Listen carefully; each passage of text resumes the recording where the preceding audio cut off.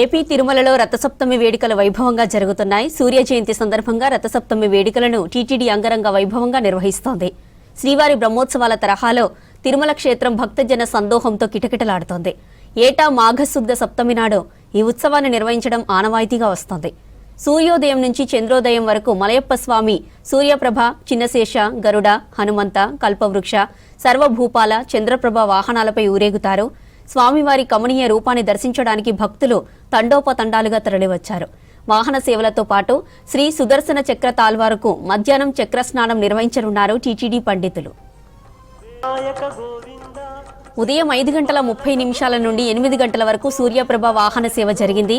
వాహన సేవను చూసేందుకు భక్తులు అర్ధరాత్రి నుంచే మాడ వీధుల్లో వేచి ఉన్నారు. భక్తుల గోవింద నామస్మరణ మధ్య స్వామివారి వాహన సేవ వైభవంగా జరిగింది. సూర్యుడు తేజోనిధి, సకల రోగ నివారకుడు, ప్రకృతికి చైతన్య ప్రదాత. ఈ వాహనంపైన శ్రీనివాసుని దర్శనంతో ఆరోగ్యం, విద్య, ఐశ్వర్యం, సంతానం వంటి ఫలాలు భక్త కోటికి సిద్ధిస్తాయని నమ్మకం.